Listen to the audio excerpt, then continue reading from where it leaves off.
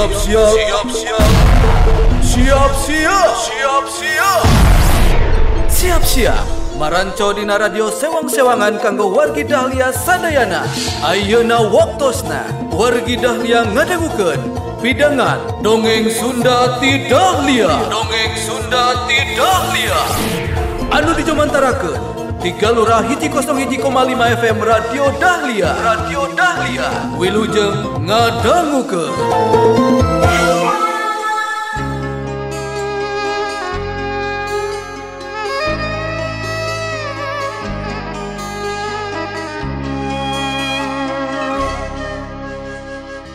Assalamualaikum warahmatullahi wabarakatuh. Wilujeng sonten ka wargi Dahlia sadayana. Salam baktos tepat tepang deui sareng simkuring pun Deden Meri dina acara anu maneu saban wayah kieu 101,5 Radio Dahlia FM dongeng Sunda ti Dahlia. Anu kamari carios si buntung jago tutugan katunda tah ayeuna urang lajengkeun deui wargi nya. Ieu teh si buntung jago tutugan karya na Bapak Sukandar anu diserat deui ku Bun Bun Yamin. Pamugia sing janten hiburan kanggo sadayana wargi Dahlia dina sagala rupining aktivitas wargi salami ieu gitu. Kamari teh nuju nyarioskeun kaayaan rumah tanggana Husen sareng Eis. Tadi kumaha apakah rumah tangga Husen sareng sakinah mawadah warohmah atanapi kumaha sumangga urang lajengkeun deui dongeng Sunda ti Dahlia dina jejer carios si buntung jago tutugan.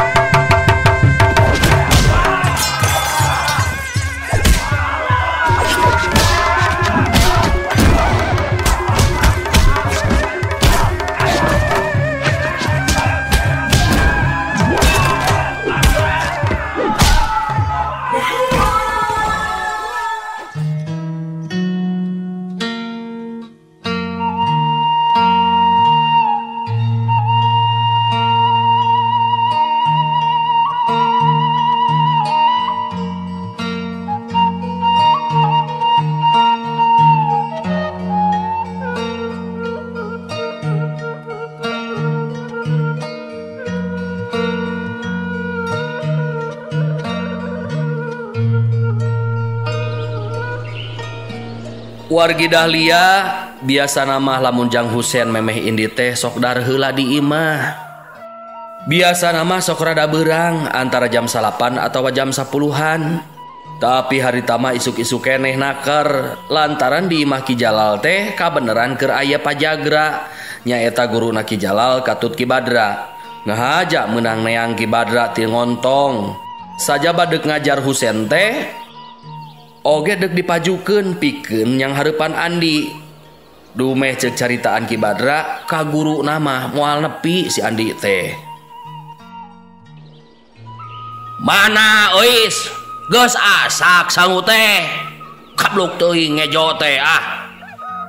Buru-buru atuh lapar yo.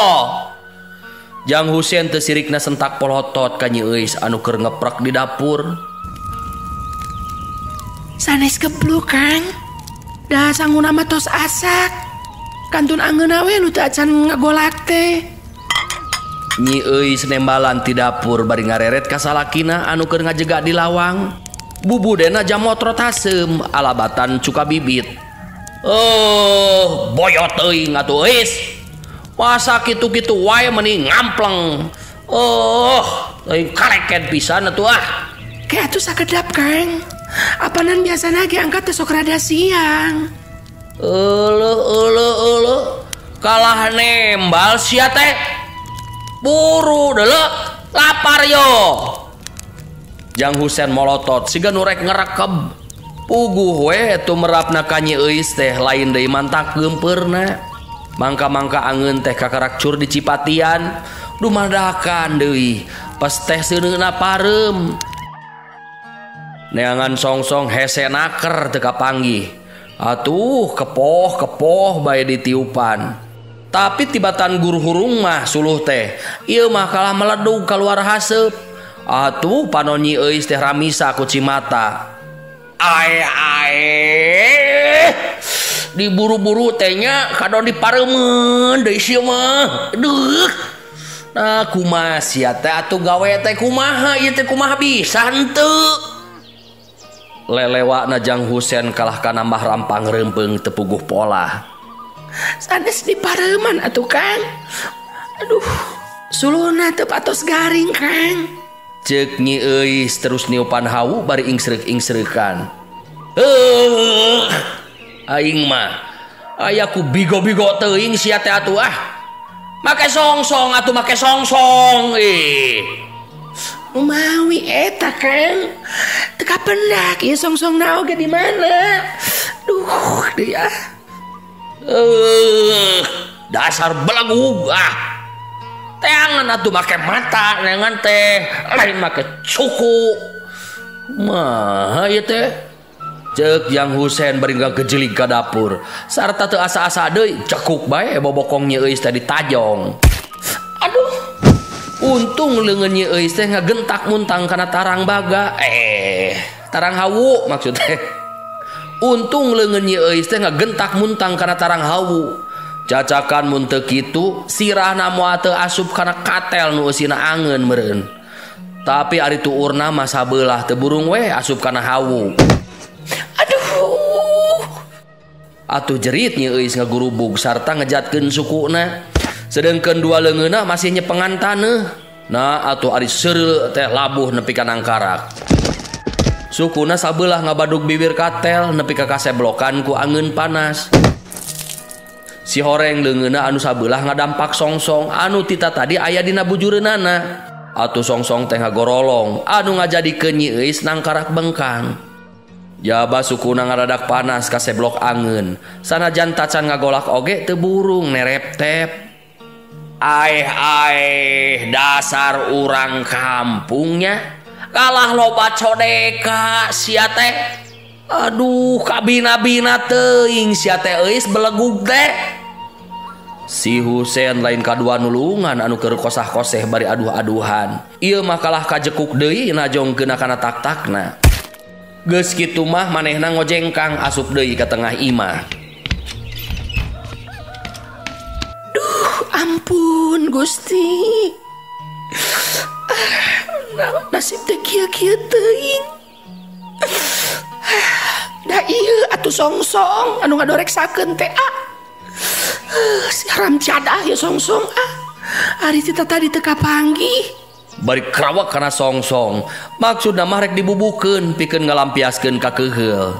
Tapi ras inget kapan manehna teh keur ngaburu-buru ngangeun.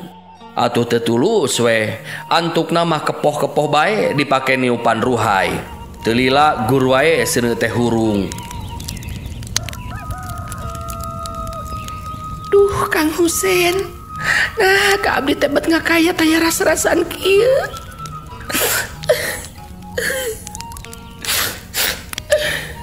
Nyi Euis bari ngarongkong uyah, heug suku anu kaseblok teh dibalur ku uyah, tembong tuurna nu beureum balas digebrus kana hawu. Ngan masih untung katuruban ku sampingna, jadi teu langsungkeun aku ruhai.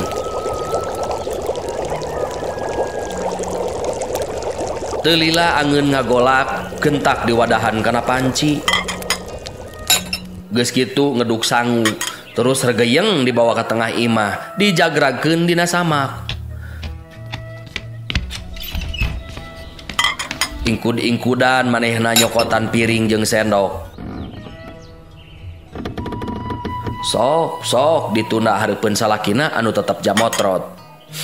Mangga Kang, geura tuang.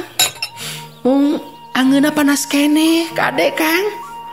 Ceuk Nyi Euis bari terus nyecian cangkir jang nginumna. Da kudu dibejaan aing malah kadeuleu kurang ge. Yen angeun teh masih keneh panas. Ceuk si Husen ngomongna keding naker, taya pisan siruaneun daun. Ngaran jalma anu keur ambek atuh. Dina ngeduk sanguna teh teu jeung adeuh nepi ka piring teh mentung pisan. Nyuk angeun kitu deui. Nyi euis mah teu milu dahar, cicing we bari emok cabok semut tungkul. Teu wani jauh, sabab sieun lamun salakina aya pangabutuh teu hese ngawulaan. Teuing memang bener geus ngarasa lapar, teuing memang kerusuh Jang Husen teh. Nah atuh sangu panas jeung angeun panas teh, sanggeus diceduk sendok teh ambae dihuapkeun. Puguh we Jang Husen teh ngagurubug, teu beda jeung ngasupkeun seuneu kana sungut. Au sebrot bae diutahkeun, meneran pisan ka Nyi Euis anu keur manco teu jauh.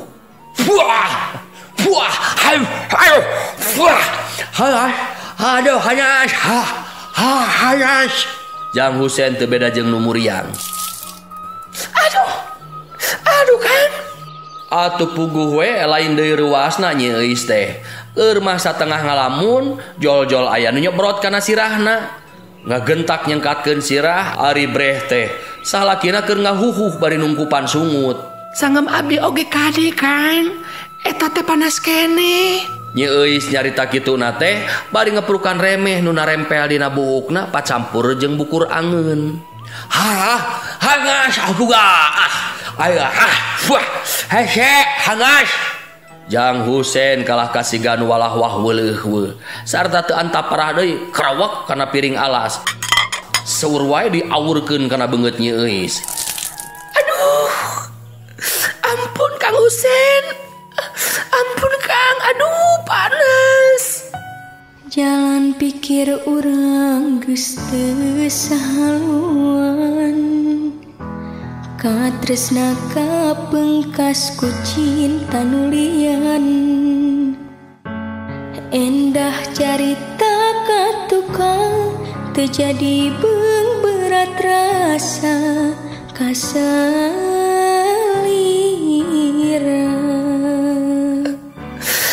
Kang Husen teh ka abdi beri kabina-bina teuing. Aduh.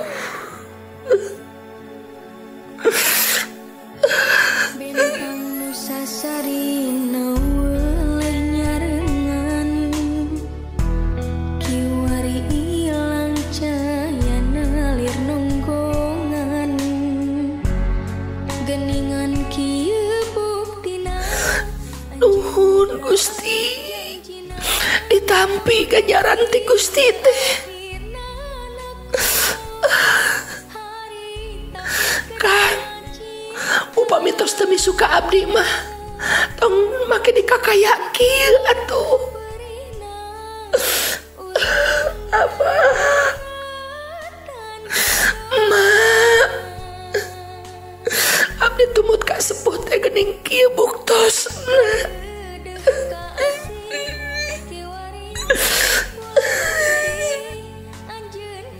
Gusti, aduh agung. Ampun.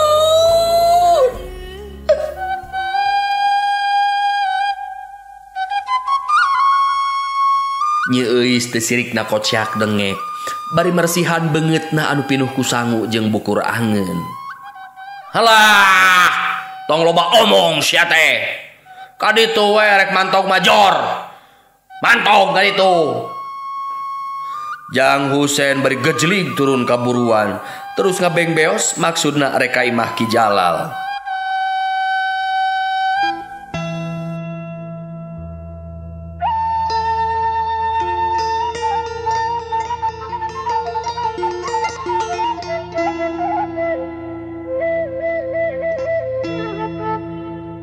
Puguh we, sasat imah Jang Husen teh teu jauh ti imah Haji Qodir. Ngadenge ribut-ribut sarta koceak dengek Nyi Euis teh teu burung kadengieun ku mitohana. Ku kituna gentak we Pak Haji Qodir katut ibuna teh nyamperkeun. Ku kituna mah hariwang bisi ayana naon. Ari breh teh teu kira-kira ngaranjugna mireungeuh Nyi Euis keur nyuuh di tengah imah bari sirahna pinuh ku kejo jeung bukur angeun. Ieu Nyai. Nah kunaon ieu teh? Aduh. Kunaon ieu? Ka mana ari akangna? Mah Haji nanya hari weus-weus. Heg sirah Nyi Euis teh dicengkatkeun. Duh.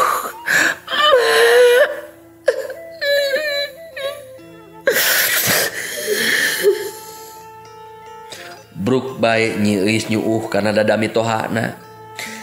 Nya, kunaon Nyai teh? Dipahala ku salaki ya. Tawa kunaon? Pek gerawak sabalaka ke Nyai. Mah Haji bari ngeprukan kejo nu masih narempel dina sirah Nyi Euis. Tapi batane malan mah Nyi Euis kadon ngaguk-guk bangun ka nyerianaker. Cipanon jibreg maseuhan kabaya Mah Haji.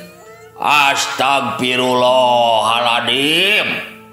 Ieu mah moal teu perbuatan si Husein kayak kieu mah. Nah, budak teh kabina-bina teuing ieu teh. Ceuk Haji Kodir bari ngojengkang ka kamar maksudna rek nempo anakna. Tapi eueuh, da tita tadi oge kabuktian geus indit. Teh wae moal salah anakna teh keur ka Imah Ki Jalal. Ku kituna gejrig bae Pak Haji turun, langsung muru Imah Ki Jalal.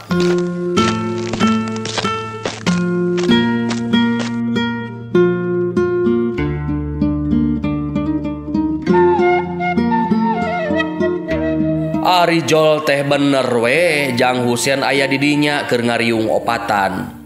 Teuing kumaha ambekna Pak Haji harita.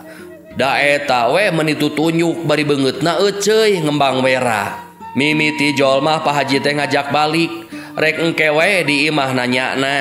Nah kunaon sababna bet aya kajadian kitu di imahna. Tapi Jang Husein mugen teu daekeun. Diririhan bedang, diweweleh nambalang, nu antukna Pak Haji teh jadi lat we poho. Jang Husein teh beak bersih dicarekan, malah nepi ka diancam sagala. Yen lamun ayeuna teu balik, manehna rek diusir moal meunang cicing di imah. Diancam kitu mah kakarak nurut. Kincit bae nuturkeun ka imahna Pak Haji Kodir. Waktu ditanya naon nu jadi sabab teh, manehna ngajawab padu jeplak bae. Bari ngajejeleh Nyi Euis, majarkeun teh nukang nonggong ka salaki mah, dititah ka hawu keleken, dina daekna ge bari jejebris. Pokona mah bebeakan we ngagogoreng pamajikan.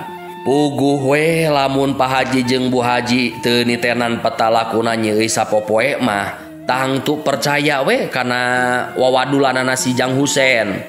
Tapi pan ieu mah kasaksian. Lamun Nyi Euis teh bangun ku merebna kanu jadi salaki, atuh kami tohana sakitu hormatna deui. Cindekna mah eueuh codeka teu carekeun. Atuh Jang Husein ngadon direntog diceceleh kuduaan, bari dipapatahan yen kasalahan teh aya di manehna sorangan. Sahari taeun mah memang Jang Husein teh siga nu saregep. Sarta saterusna mah bari jeung lumah lemeh, menta dihampura kanu jadi pamajikanana. Memang saterusna mah Jang Husein teh tara nemongkeun deui keding haseum, tara deui kadenge hoak polotot sentak porongos. Tapi edas, ayeuna mah manehna teh jadi langka aya di imah. Beurang peuting teh ngulayaban we teu beda jeung nu murag bulu bitis. Mun teu megog di awewe piaraanana di kadungora, manehna teh sok idek liher di tempat pamainan. Hal kitu komo pikeun Nyi Euis mah mantak ngadatangkeun katugeunah kana hate. Mangka-mangka ayeuna mah manehna geus mimiti sareh. Satekah polah nyang hareupkeun hatena gembleng kanu jadi salakina. Puguh geus takdirna manehna kudu jadi pamajikan Jang Husein. Atuh gambaran Andi teh saeutik-saeutik disieuhkeun.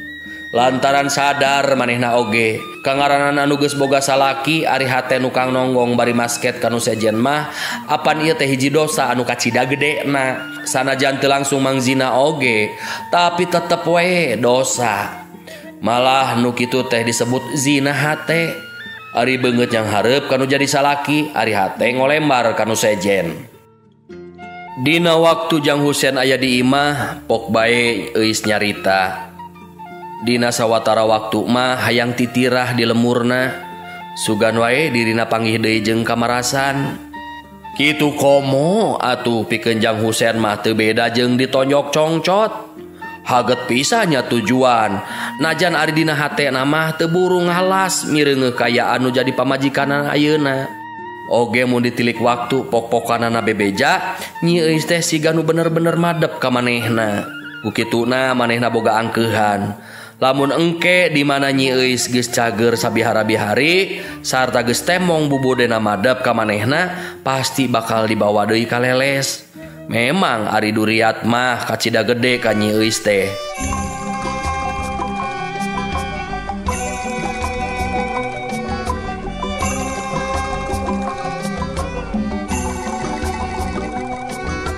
Atuh dina bralna Nyi Euis miang ka Cipancar teh teu wudu anu nganteur teh meningaleut.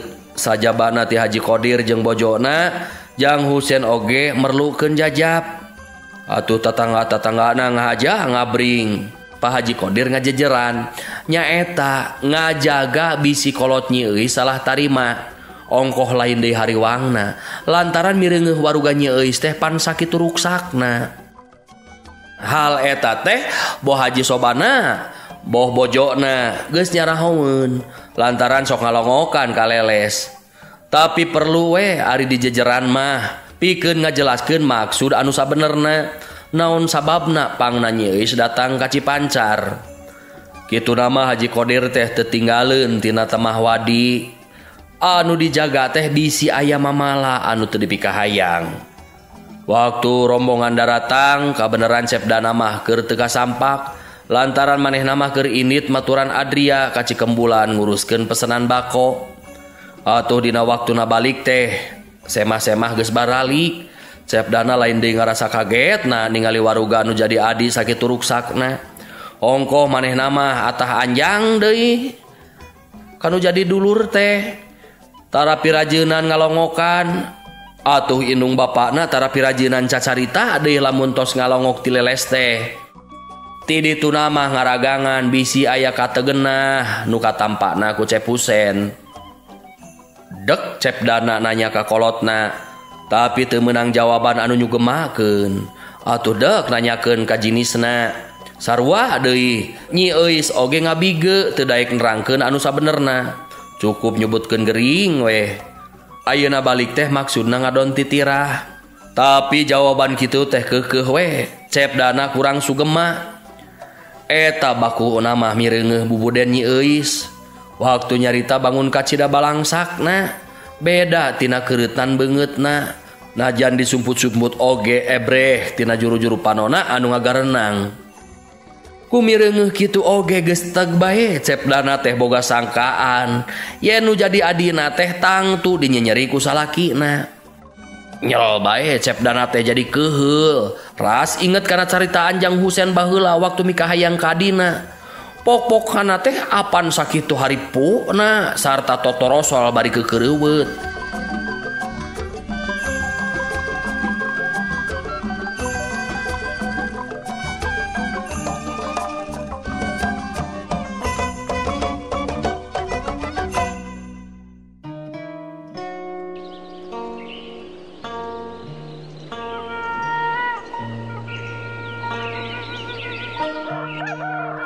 Kasurung kurasa panasaran isukna kalawan teu bebeja heula ka kolotna pelenyang bae Cepdana indit ka leles. Maksudna rek ngadatangan imahna Jang Husein. Wah, pirameun ieu mah geura euy. Ayeuna mah urang tuturkeun we yulek yo. Pasti garlewut ieu mah lah. Tah urang tumpangan. Oke. Ceuk Mang Dani anu kasohor jurig tumpangan ngajak Mang Ade.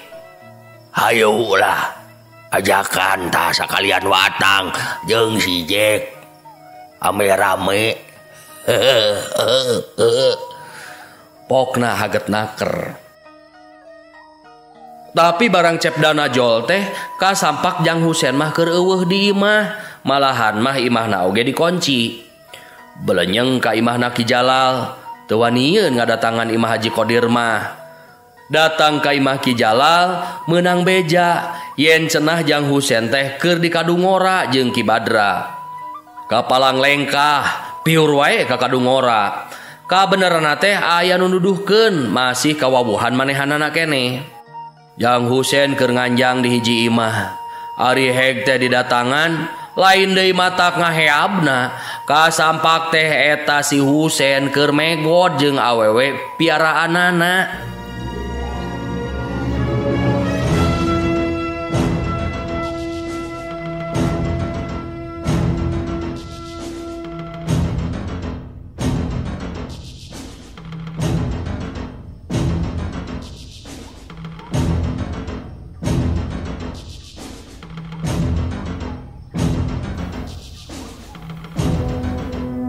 sia Husen. Paingan adi aing sakit ruksakna sia. Da geuning ku sia nya dinyenyeri. Turun sia. Cepdana jol ngagantawang we bari turun kaburuan. Waktu meragojang Husen keur paduduan jeung awewe sejen di jero pangkeng.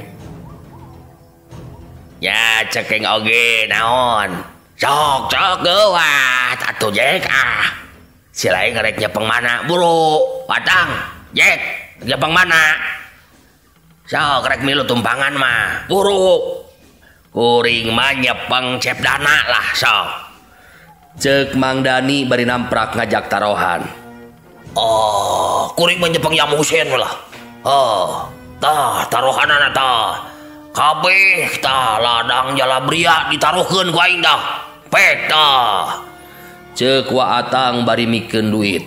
Akur urang ge ngajagokeun Yam Husen lah. Sok tah taruhanana ieu tah. Mang Ade jeung si Jack kompak mairan bari mikeun duit tumpangan. Aduh wargi aya wae nya tukang judi tah ieu ya. Ulah diturutan judi teh. Naon-naon dijieun judi, naon-naon dijieun judi. Gitu ulah kadeknya.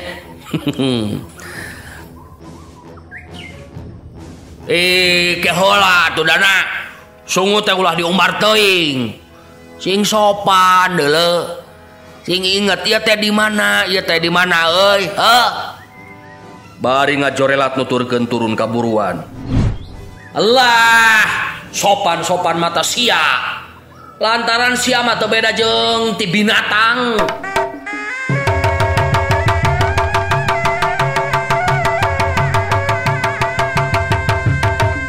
Wargi Dahlia bakat tingku geus teu kuat nahan nafsu.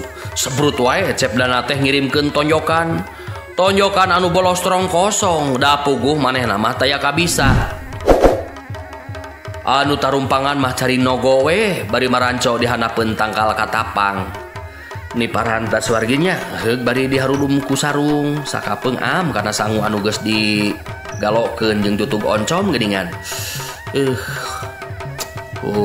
Harade gitunya parantas gitu.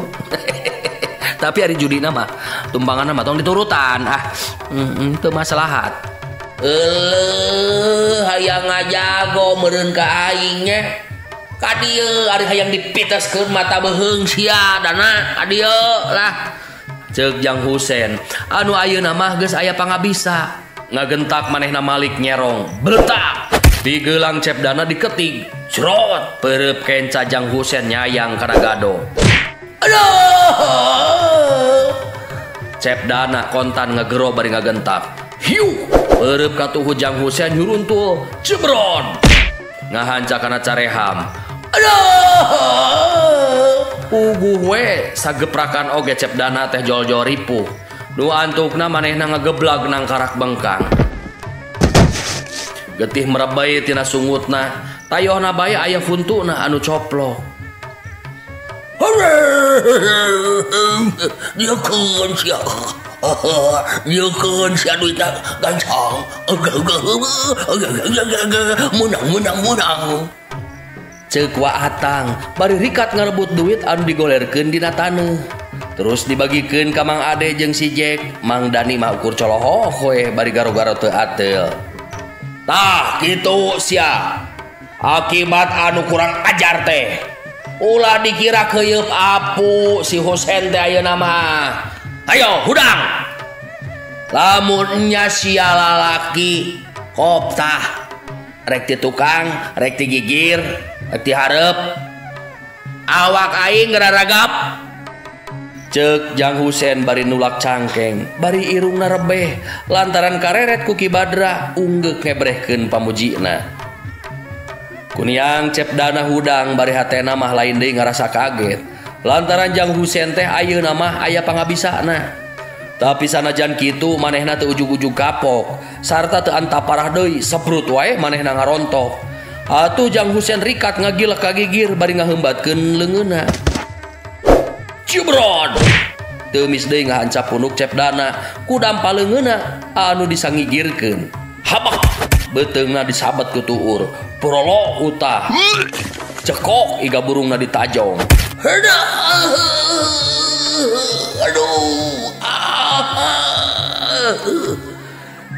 Cepdana gerung deui bari ngagedebut labuh sarta ayeuna mah bari gogorentelan adug songkol.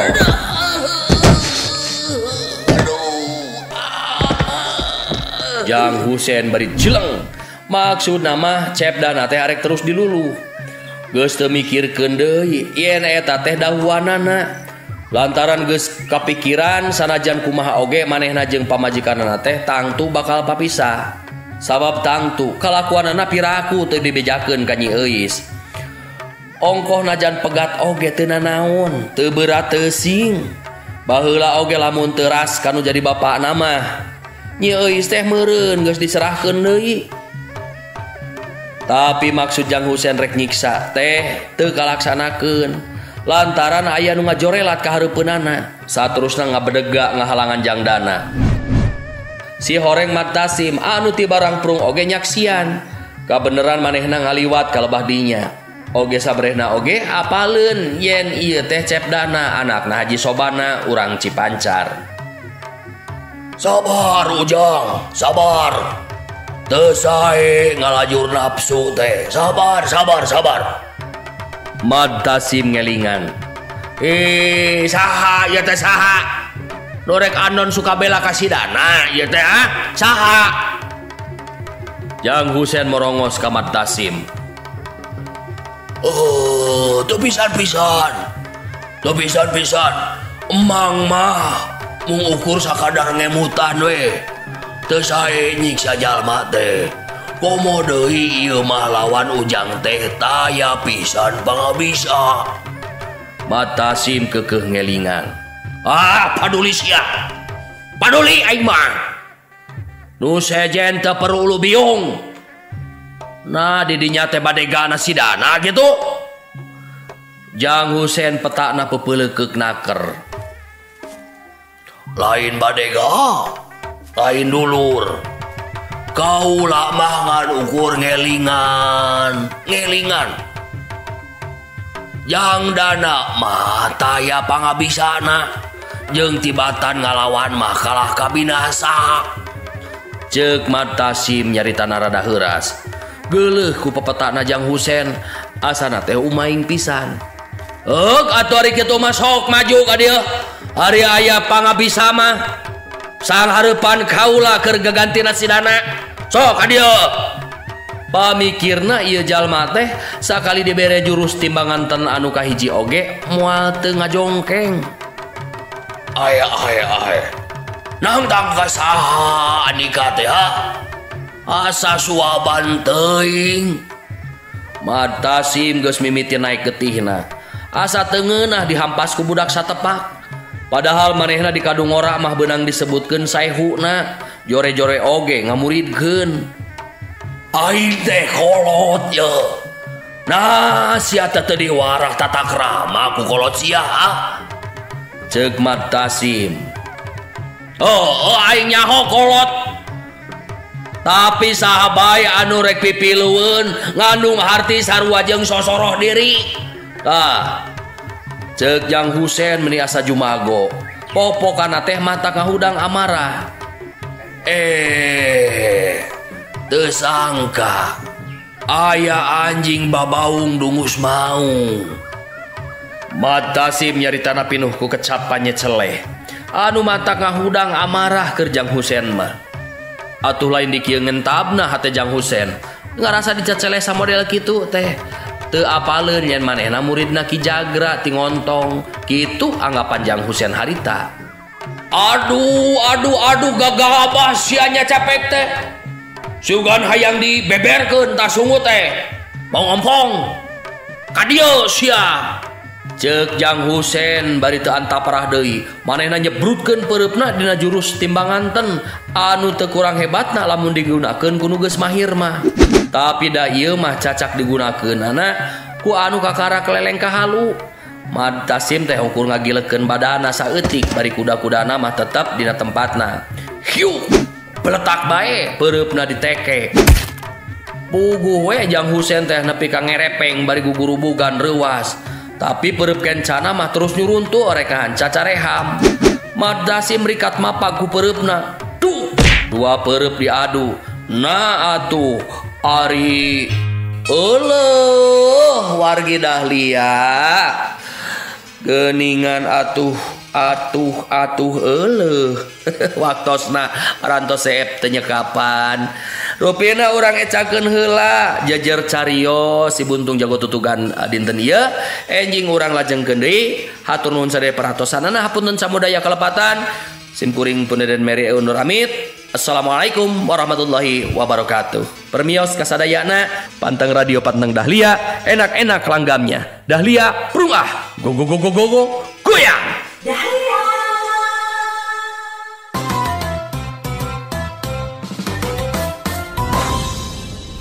Wargi Dahlia parantos ngadangukeun pidangan dongeng Sunda ti Dahlia.